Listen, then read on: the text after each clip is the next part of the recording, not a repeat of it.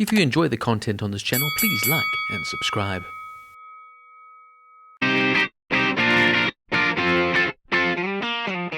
Killers of the Flower Moon is a 2023 American epic western crime drama film directed and produced by Martin Scorsese, who also co-wrote the script alongside Eric Roth, based on the 2017 non-fiction book by David Grann. Set in 1920s Oklahoma, it focuses on a series of murders of Osage members and the relations to the Osage Nation. After oil was discovered on tribal land, the tribal members had retained mineral rights on their reservation, and white opportunists sought to take the tribal members' wealth. Leonardo DiCaprio, Robert De Niro, and Lily Gladstone lead an ensemble cast to include Jesse Plemons, Tantu Cardinal, John Lithgow, and Brendan Fraser. It is the sixth feature film collaboration between Scorsese and DiCaprio, and the 10th between Scorsese and De Niro, and the 11th and final collaboration between Scorsese and composer Robbie Robertson, who died 2 months prior to the film's release. The film is dedicated to Robertson. Development began in March 2016, when Imperative Entertainment won the adaptation rights to the book.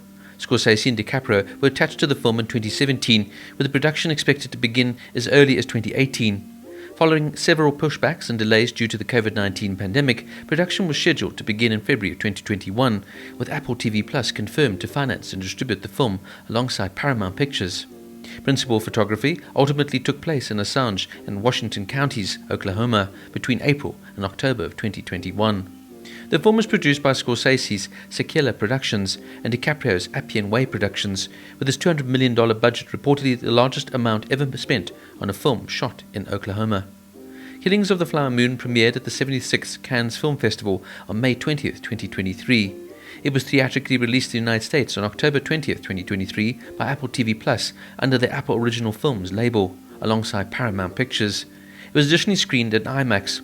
The film has grossed $155 million worldwide and received critical acclaim, with Scorsese's direction, the screenplay, production values, editing, cinematography, musical score, and the cast performances, especially DiCaprio, Gladstone, and De Niro, being praised, although the runtime received criticism. It won Best Film at the National Board of Review and is named one of the top 10 films of 2023 by the American Film Institute. It has also been nominated for 7 Golden Globes, including Best Motion Picture Drama. Now, firstly, let's discuss the real-life characters. Leonardo DiCaprio plays Ernest Burkhart. Burkhart, who was born on September 11, 1892 and died on December 1, 1986, was an American murderer who participated in the Osage Indian murders as a member of his uncle William King Hale's crime ring. He was convicted of murder of Anna Brown in 1926 and sentenced to life imprisonment. Burkhart, who was paroled in 1937, was sent back to prison for burglarizing his former sister-in-law's house in 1940.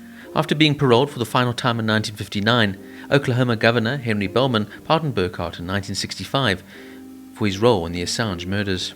Robert De Niro plays William King Hale. William King Hale was born on December 24, 1874, and died on August 15, 1962. He was an American political boss and crime boss in Osage County, Oklahoma, who was amongst the convicted perpetrators of the Osage Indian murders. He made a fortune through cattle ranching, murder, and insurance fraud. Born in Hunt County, Texas, Hale worked as a cowboy in Texas and Indian Territory before settling in what would become Osage County around 1900. By the 1920s, he had amassed a substantial influence in the county when he ordered the contract killings of family of Ernest Burkhart's Osage wife in a conspiracy to gain control of their head rights. He was convicted for murder of Henry Roan in October 29, sentenced to life in prison, and released on parole in July 1947. Hale died in Arizona in 1962. Lily Gladstone plays Molly Kyle, also known as Molly Burkhart and later Molly Combe, who was born December 1, 1886 and died June 16, 1937. She was an Osage woman known for surviving the Osage Indian murders.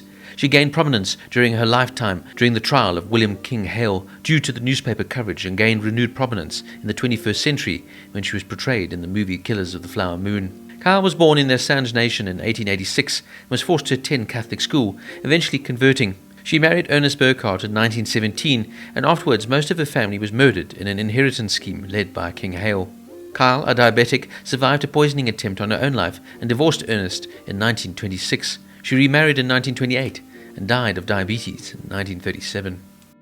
Some trivia notes. The author of the book on which the film is based, David Grann, spent a decade researching the material for his acclaimed book, Killers of the Flower Moon, Oil, Money, Murder, and the Birth of the FBI. The investigation into the Osage County was the first investigation presented to the newly formed Federal Bureau of Investigation. It was led by J. Edgar Hoover. Lily Gladstone was in the process of registering for a data analytics course and entering her credit card information when Gmail notification alerted her to the request for a Zoom meeting with Martin Scorsese. As this was during the height of the COVID-19 pandemic, Gladstone was considering a career change due to a dry spell. According to DiCaprio, there was no reading. Marty just instinctively knew that Lily was the one. DiCaprio was initially cast to play FBI agent Tom White, who investigates the murders.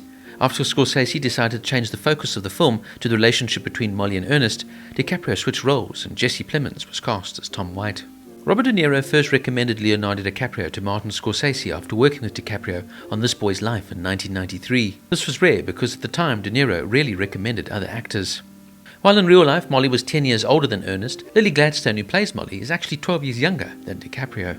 DiCaprio was spanked with a real wooden paddle at full strength by De Niro for the scene where Ernest is given corporal punishment by William Hale, though he did wear protective padding under his costume.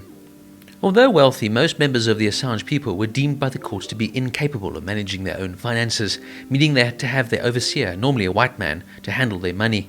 This explains the references in the film to restricted and unrestricted persons, and Molly, early in the film, has to request her own money to pay a medical bill. When Assange woman married a white man, her husband would automatically become her financial overseer, but many such overseers were in court appointments. Unsurprisingly, there was a lot of corruption involved, with judges appointing their own supporters as a reward, and these overseers siphoned off considerable amounts of money. When the victims tried to complain to the courts, their cases were thrown out, unheard. Originally, the story was about FBI agent Tom White, who was going to be played by DiCaprio, who traveled to Osage Nation and solved a series of murders. The original script was more akin to a detective thriller. However, DiCaprio requested that the script be revised in order to play Ernst Burkhardt, the nephew of the villainous killer played by Robert De Niro, who is torn between love and the machinations of his uncle. Paramount felt the script rewrite transformed the film from a commercial action thriller into a moody psychological drama. Consequently, Paramount empowered DiCaprio to shop the project, and the film was picked up by Apple Studios.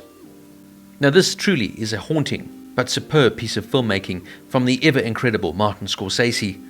Look, when you see the likes of Robert De Niro, Leonardo DiCaprio and Scorsese combining their talents, you know you're going to get something special. And I'm happy to say Killers of the Flower Moon is just that. This is a poignant piece of work, and Scorsese really sort of poured a lot of emotion into the film. I'm glad to hear that it changed from an investigative piece to rather an insight into how these awful men waged terror upon the Osage Nation. Look, what more can I say about the acting in this? DiCaprio is at his absolute best here, and he's definitely one of the finest actors in Hollywood today. He plays Ernest Burkhardt, a very simple man who does what he's told, who loves his wife, but as he says, loves money more, and lets his corrupt uncle play him like a pawn on a chessboard. It's a wonderfully layered performance from DiCaprio, who's almost unrecognizable here as Burkhardt. De Niro also turns out one of his best performances in years, as the maniacal, completely evil and greedy King McHale. Whereas Burkhardt is maybe a character sometimes you feel for, Hale is definitely without doubt the antagonist of the piece. I also must commend Lily Gladstone here. She's absolutely superb as the unwavering, courageous Molly. Gladstone provides a compelling presence on screen, and she stirs such emotion just with the look in her eyes. It's a mesmerizing performance. If I have one gripe with the film, it is probably its running length. At 3.5 hours, it is a very long piece of filmmaking.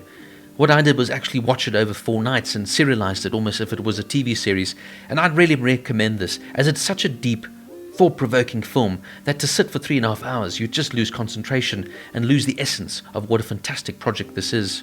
What a film like this highlights, once again, is the atrocities done upon the Native American peoples of America. It highlights a piece of history little known by many, but points to the shocking corruption and greed of so few, and how they can rain terror upon so many. Look, this is a sobering reality of America's relationship with its indigenous peoples, but yet it is another masterpiece from the fantastic Martin Scorsese. This is truly an engrossing piece of work, and I absolutely loved Robbie Robertson's steady heartbeat score. It just adds another element to this fantastic movie. With its phenomenal performances here from Gladstone, De Niro and DiCaprio, to its meticulous attention to detail and haunting subject, Killers of the Flower Moon is definitely a must-watch, but I'd highly recommend breaking this film down into maybe a few episodes. Killers of the Flower Moon gets a 9 out of 10.